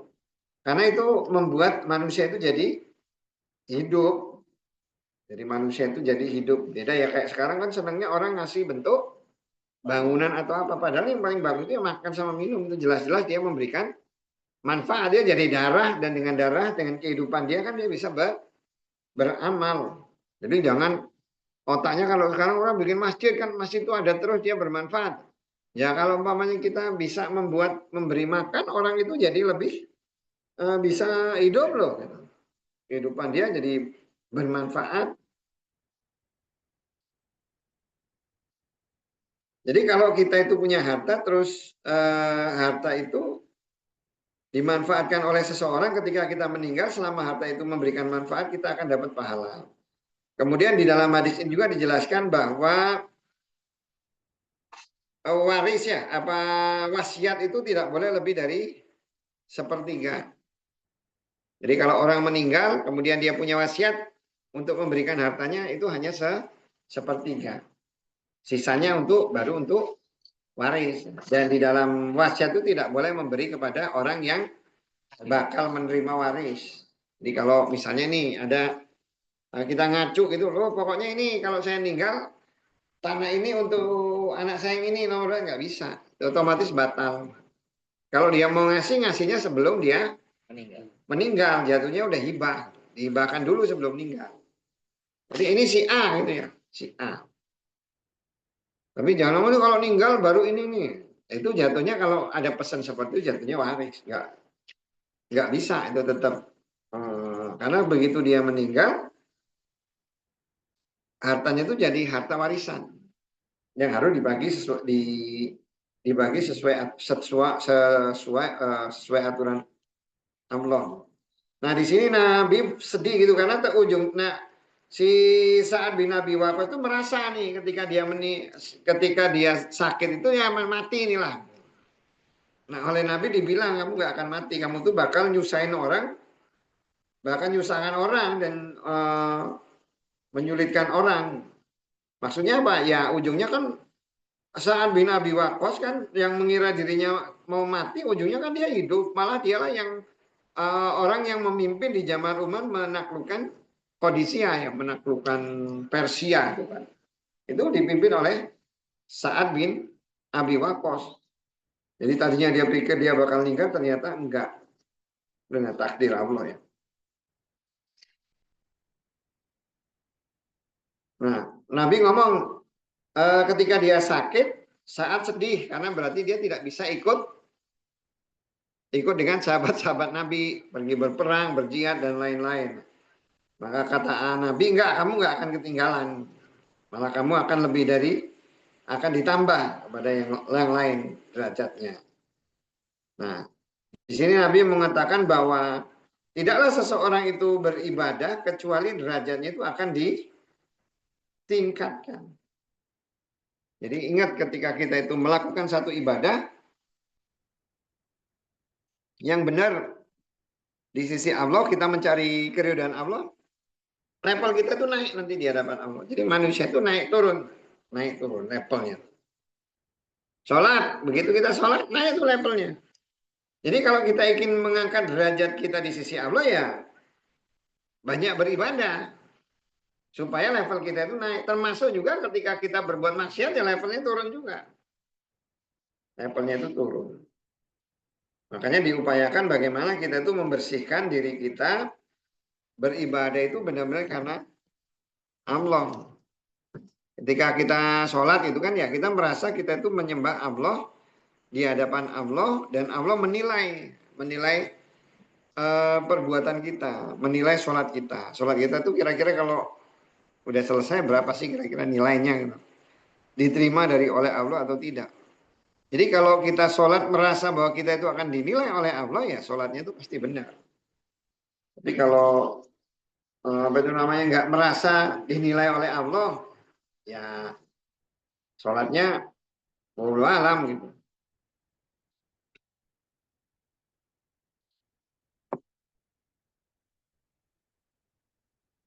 Babu bab mak yang yunha dilarang min dari halak mencukur rambut indah di sisi indah ketika al musibatu musibah.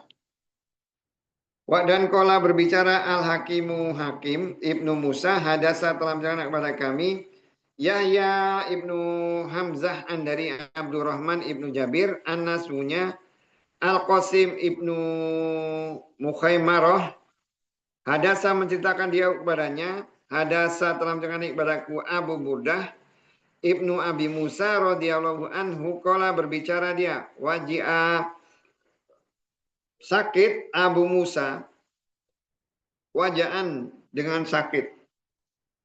Pak maka gusia pingsan ala kepada nyawa dan maksudnya gusia itu menutupi Wajaan sakit berat gitu ya berarti. Ya. Di mana ya? Di buku di sini baca itu wajah aja. wajaan sakit Berat, sakit berat. Nyeri berat. Usia pingsan. Usia itu menutup gitu loh, tertutup gitu, dia pingsan.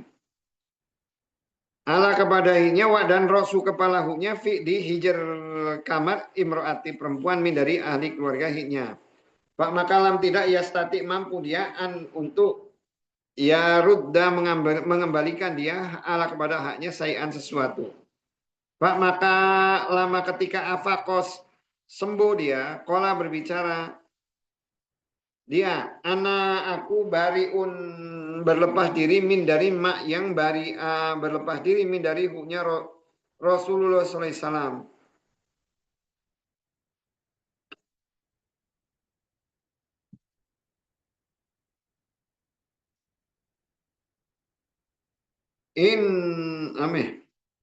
Inna sunya Rasulullah SAW bariun yang berlepas min dari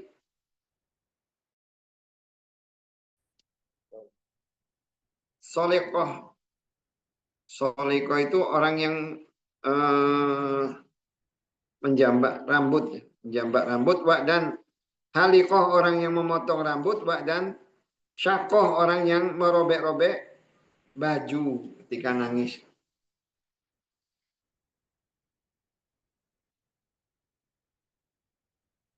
Jadi prinsipnya itu segala tindakan yang ingin menunjukkan kesedihan, ya. Ingin menunjukkan kesedihan, duka cita atau apa yang berlebihan itu sebenarnya dilarang di dalam agama.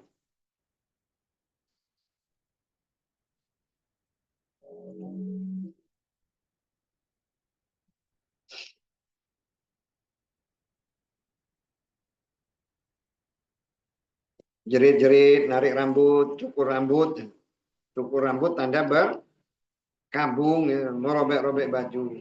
Jadi perbuatan seperti itu menunjukkan dia tidak terima ya, tidak terima dengan takdir Allah. Makanya hukumnya haram. Bab laisa bukan min dari nak kami man yang doroba memukul dia al-hudud pipi ya, menampar pipi. Hadasa telah menceritakan kepada kami Muhammad ibnu Basar. Hadasa telah menceritakan kepada kami Abdurrahman. Hadasa telah menceritakan kepada kami Sufyan an dari A'mas, an dari Abdullah ibnu Murrah, an dari Masruq, an dari Abdullah radhiyallahu anhu, an dari Nabi sallallahu alaihi wasallam. Qala berbicara dia, laisa bukan min dari nak kami man yang doroba memukul dia al-hudud pipi wa dan sako merobek dia al-huyuba baju al-juyuba baju wa dan da'am atau menyeru dia atau memanggil dia dengan dakwati jahiliyah, dakwah jahiliyah. Jadi nampar pipi, pokoknya isinya 2 cita, kemudian merobek-robek baju, kemudian jerit-jerit atau mengucapkan yang dilarang oleh Allah, misalnya kalau mati siapa yang ngurus saya gitu kan, ya itu juga salah satu bentuk dakwah jahiliyah.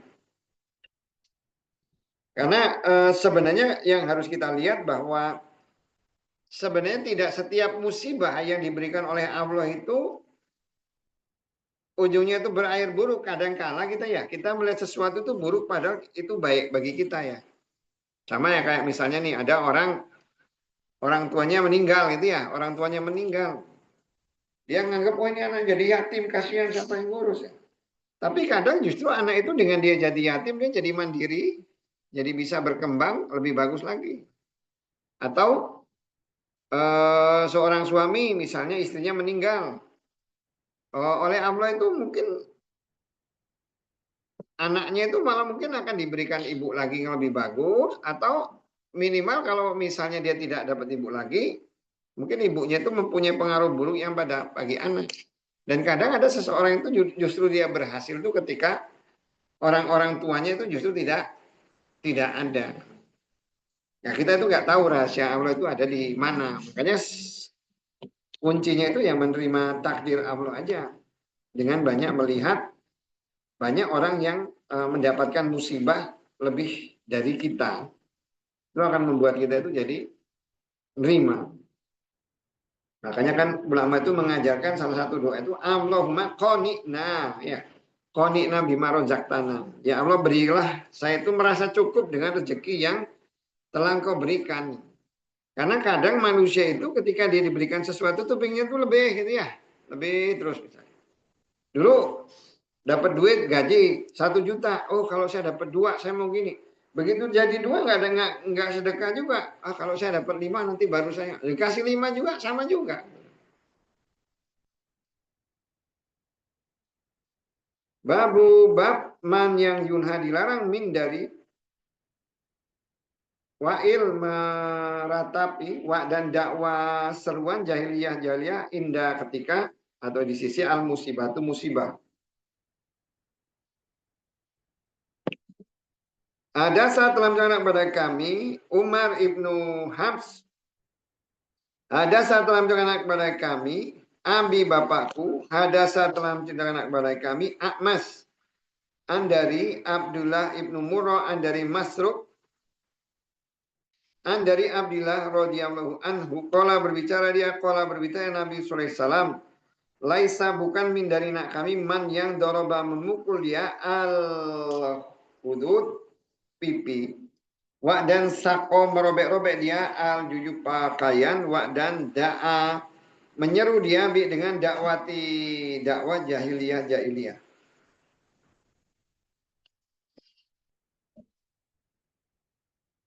Ya hampir sama ya hadisnya ya. Jadi dilarang meratap atau mengucapkan ucapan yang dakwah jahiliyah itu bukan berarti mengajak keluar dari agama ya.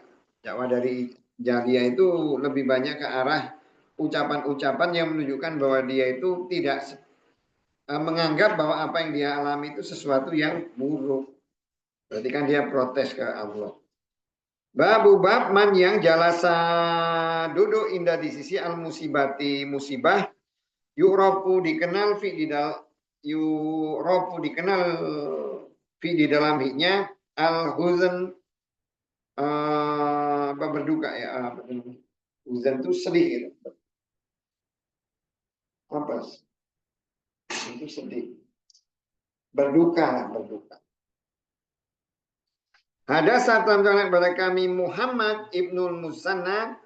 Hadasa telah menunjukkan kepada kami Abdul Wahab. Qala berbicara dia. Sami itu mendengar aku Yahya kepada Yahya. Qala berbicara dia. Akhbaro telah mengabarkan di kebaku. Amroh. Qolat berbicara dia. Sami itu mendengar aku. Aisyah radhiyallahu anha qalat berbicara dia lama ketika jaa datang Nabi sallallahu alaihi wasallam qatla pembunuhan Ibnu Haris wa dan Ja'far Ibnu Rawahah jalasa duduk dia yu'rafu diketahui di dalam hidupnya al husnu kesedihan wa dan anna aku angduru melihat aku min dari soiri celah al babi pintu. Syaki membuka al-babi pintu, Pak maka ata datang kepadanya rojulun laki-laki, kola berbicara dia.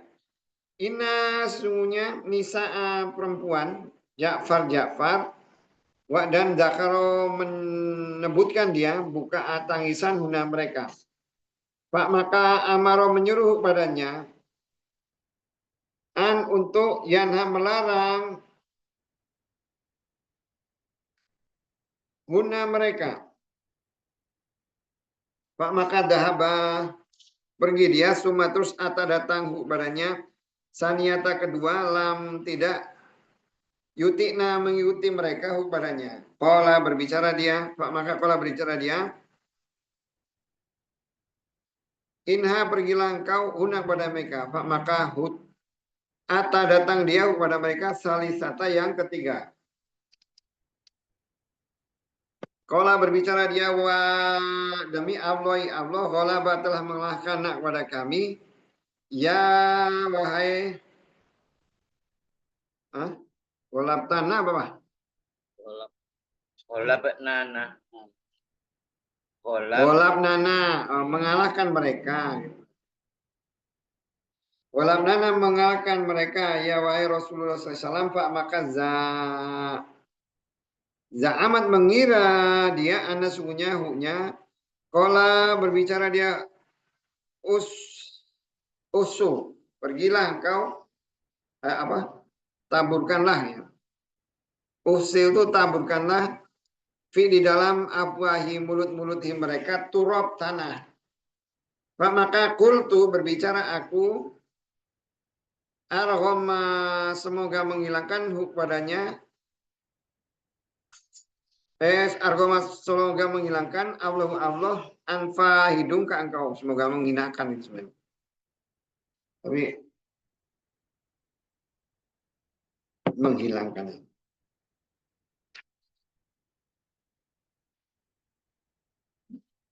Ya wahai Rasulullah SAW Pak maka za'amat mengira dia anasunya huknya kola berbicara dia. Udah ya.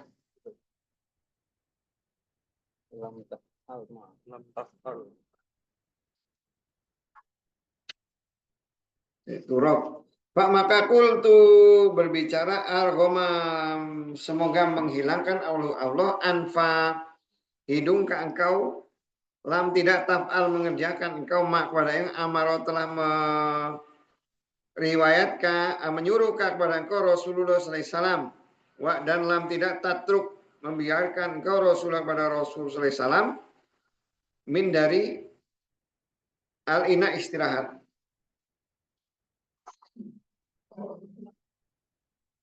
Nah, ketika terjadi perang Yarmuk ya, perang Yarmuk itu kan ada beberapa sahabat yang meninggal ya. Salah satunya itu Abdullah ibnu Rawaha, terus Haris,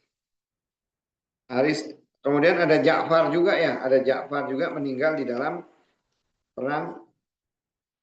perang Mut'ah ya, perang Mut'ah ya. Perang Mut'ah. Nah, ketika dibawa pulang, itu salah satu yang banyak menangis itu yang jadi tanyaan itu adalah istrinya Ja'far. Ja'far bin Abi Thalib, saudara Nabi, saudara Nabi. Nah, Nabi menyuruh nih kepada salah seorang perempuan untuk diemin, balik sampai 3 kali. Yang ketiga itu Nabi ngomong, udah ambil aja tanah, tumpahin, masukin ke mulut mereka. Dan Nabi masukin ke mulut mereka. Nah, Ausa ngomong, kalau kamu kerjakan, ya. Jadi kalau ulama mengatakan, Aisyah itu ngomong, semoga menghinakan pada engkau. Maksudnya kan menghilangkan hidung itu menghinakan kepada engkau. Lam tidak taf'al tidak mengerjakan engkau yang telah disuruh oleh Allah dan tidak mengerjakan engkau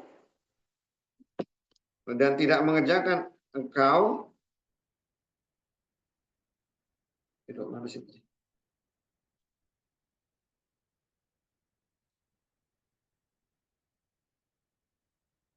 Dan tidak membiarkan engkau kepada Rasulullah SAW di dalam dari istirahat. Jadi kalau orang meninggal itu sedih itu ya sebenarnya sesuatu yang wajar ya. Para sahabat dulu istrinya itu ya soleh-soleh kan zaman Nabi. Tapi mereka tetap meninggal. Jadi kadang juga ada yang mereka berteriak-teriak. Ini kan berarti kan apa yang mereka lakukan itu kan sudah melewati batas ya. Makanya dia sampai 3 kali melarang. 3 kali melarang. Bagusnya memang kalau perempuan itu ketika saat pertama kali nguburin ya bagusnya yang kira-kira bakal sedih besar itu ya gak usah hadir lah. Tentunya malah dia nanti meratap. Dan meratap kan dilarang. Sampai 3 kali Nabi nyuruh. 3 kali itu oleh Nabi, udah taruh aja lah. Sumpel mulut mereka tuh pakai tanah. Nah, kalau Umar memahami hadis ini tadi, emang benar disumpel pakai tanah. Makanya orang-orang kalau nangis itu ya tumpelin pakai tanah biar mikir. Tapi ada ulama mengatakan Aisyah di sini tuh ngomong awas kalau kamu kerjain. Kamu tuh karena kamu tuh nggak benar ngerjain. Kamu ya Nabi kan udah jelas perintahnya diemin. Kamu gimana caranya gitu loh. Jangan cuman dikit-dikit balik susah. Awas kalau kamu sampai benar-benar ditumpahin Nabi. Apa itu nama menyumpal mulut perempuan nangis dengan tanah. Makanya ketika kita itu apa itu namanya dikatakan bahwa seseorang itu tidak boleh memaksa Nabi gitu loh, memaksa Nabi untuk membuat keputusan yang lain. Kalau memang udah ada keputusannya, kan kayak umatnya Nabi Musa itu kan ketika disuruh nyembelih sapi kan nanya-nanya kan ya, nanya-nanya. Ini bolak-balik 3 kali sampai 4 kali ya gemes Nabi kok nggak beres-beres. Aisyah juga jadi gemes. Udah sumpel aja mulut perempuan ya. Jangan pula yang seperti itu dilaksanakan karena bukan maksudnya bukan maksud Nabi ini ngumpul beneran kalau menurut ulama. Maksudnya biar kamu mikir kenapa kok kamu itu nggak cari cara udah disuruh 3 kali bukannya nyari cara supaya mereka itu mau nurut. Hadasa telah menceritakan kepada kami Umar ibnu Ali, hadasa telah menceritakan kepada kami Muhammad ibnu Qudail, hadasa telah menceritakan kepada kami Asim al-Ahwal dari Anas radhiyallahu anhu. Qala berbicara dia, konata kunut Rasulullah SAW sahron 1 bulan. Hina ketika kutila dibunuh al-Qura'u para pembaca Al-Quran. Pak maka tidak ro'aitu melihat aku Rasulullah SAW hazinan sedih, husnan dengan kesedihan, kot sama sekali, asadu yang lebih hebat min dari huknya.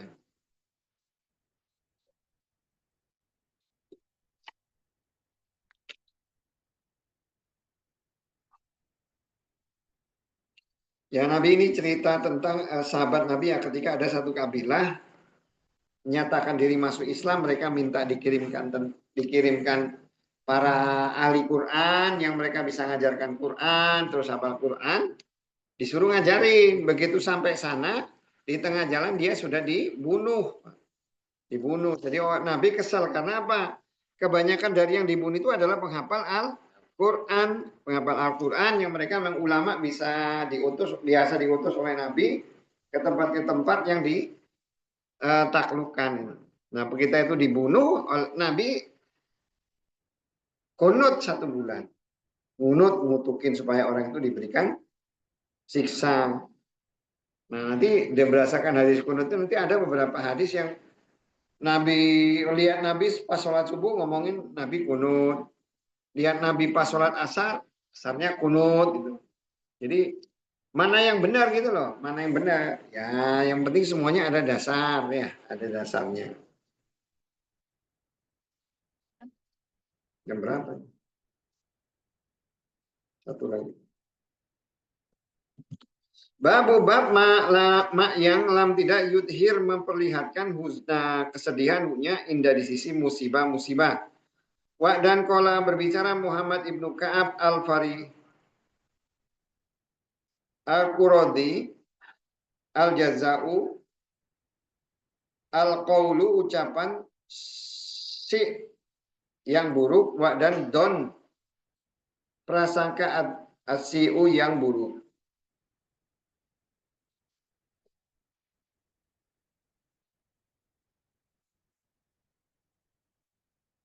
Dan kola berbicara Yakub Allah kepada alaihissalam.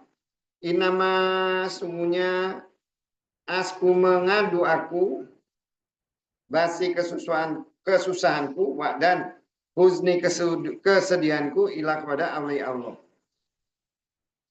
Hadasat dalam terangkan kepada kami Bisir ibnul Hakam. Hadasat dalam terangkan kepada kami Sufyan Andari ibnu Uyainah Akbar telah mengharapkan kepada kami Ishak ibnu Abdullah ibnu Abi Tolha Anas hunya Sami'a mendengar dia Anasak pada Anas ibnu Malik radhiyallahu anhu Yakulu berbicara dia istaka sakit ibnu anak li punya Abi Tolha. Kola berbicara dia maka mati dia. Dan Abu Tolha Khorid yang keluar. Maka lama ketika Ro'aiti melihat imro'atu istri huknya anasunya huknya kot sungguh mati dia hayat membereskan dia sayan sesuatu dan nahut tu memindahkan dia padanya di dalam janibi samping al-baiti rumah. Maka lama ketika datang Abu Tolha qala berbicara dia kaifa bagaimana gulamu anak laki-laki. Qala berbicara dia qad sungguh hadaat telah membereskan dia nafsu diri huknya. Dan arju berharap aku bahwa yakuna jadi kot sungguh istiraha beristirahat dia dan donna mengira Abu Tolha ana sungguhnya huknya sodikotan yang sehat. Kala berbicara dia Pak maka bata bermalam mereka. Pak maka lama ketika asbah subuh doa iktas salaman di dia. Pak maka lama ketika aroda bermaksud dia untuk yakhruj keluar dia a'la memberitahu padanya anas sungguhnya huknya kot sungguh mata telah meninggal. Pak maka sholat dia beserta Nabi sallallahu alaihi wasallam. Suma terus akhbar mengabarkan dia Nabi kepada Nabi sallallahu alaihi wasallam dengan mak yang kana ternyata dia dari haknya. Maka qala berbicara Rasulullah SAW la'ala mudah-mudahan Allah bahwa yubarik memberi keberkahan dia kepada engkau. La sungguh kuma dia berdua di dalam lailati malam kuma dia berdua. Engkau berdua. Qala berbicara Sufyan, maka qala berbicara rajulun laki-laki min dari ansor. Maka ro'aitu melihat aku lah kepada huma dia berdua tis'ata 9 auladin anak kulu semua mereka kot sungguh qoro'a membaca Al-Qur'an. Ini babnya bab yang tidak memperlihatkan kesedihan di ketika musibah, tidak memperlihatkan. Tapi kalau di hadis ini kan Abu Tolhah itu punya istri punya anak, anaknya itu sakit. Nah Abu Tolhah itu lagi berdagang. Pas dia mau pulang, anaknya itu meninggal. Nah pas saya tahu kelihatan oleh istrinya meninggal. Jadi oleh istrinya itu jenazah anaknya itu disembunyikan di samping, jadi nggak kelihatan. Ketika ditanya anakmu lagi kemana, oh anaknya lagi tidur karena sakit. Jadi Abu Tolha itu nggak tahu, terus dah pulang tidur sama istri bergaul, besok pagi baru dikasih tahu bahwa anaknya yang sakit sudah meninggal. Nah dia kesel gitu loh, kenapa kok istrinya nggak ngasih tahu. Akhirnya dia ngadu ke Nabi malah ngomong, kamu kan semalam udah kumpul, semoga Allah memberkahi kumpul kamu katanya kan. Nah, gara-gara doa Nabi itu, setelah dia meninggal itu malah dikasih 9 anak yang seluruhnya itu memahami Al-Quran, hafal Quran. Rahmat dari Allah kepada keluarga Abu Tolha. Jadi kalau berdasarkan hadis ini, boleh seseorang itu menyembunyikan atau menghilangkan sesuatu yang bisa menyebabkan kesedihan, jangan malah dibikin sedih terus gitu kan ya. Seolah-olah berduka terus kan ya nggak boleh. Kalau yang istrinya sih nggak apa-apa. Malah ini yang membuat mengupayakan supaya tidak orang itu tidak bersedih adalah istrinya Abu Tolha. Ada yang mau ditanyakan?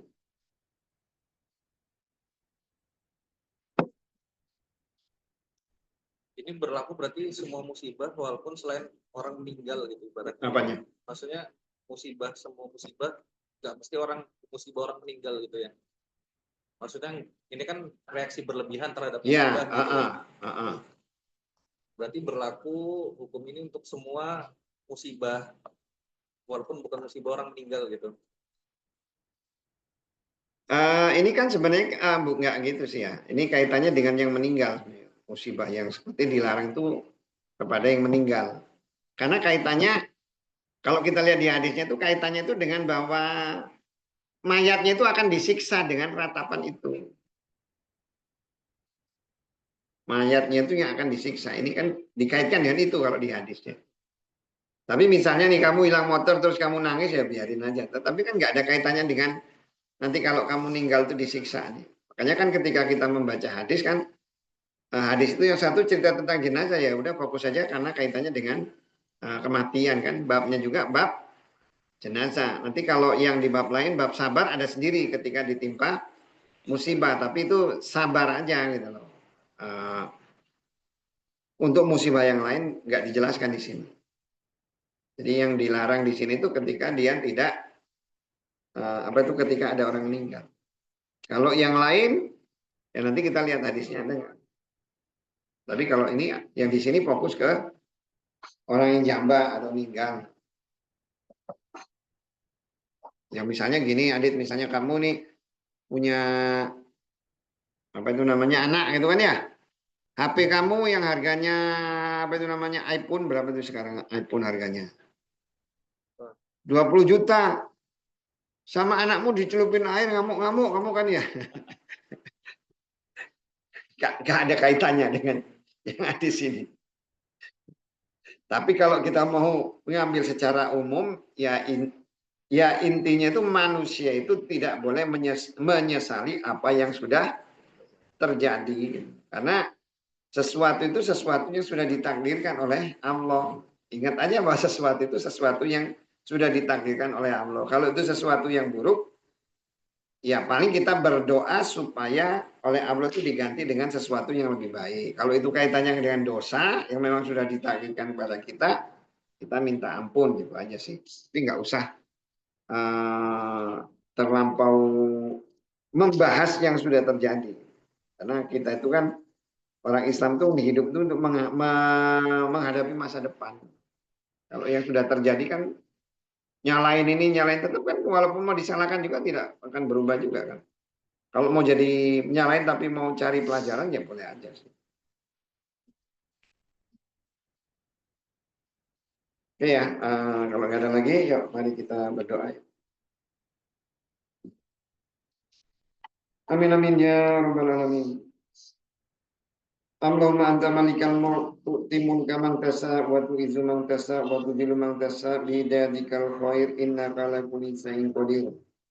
Rabbana dhalamna anfusana fa illam taghfir lana kunana minal khasirin. Rabbana ala inna ala dzikrika wa syukrika wa husni ibadatik.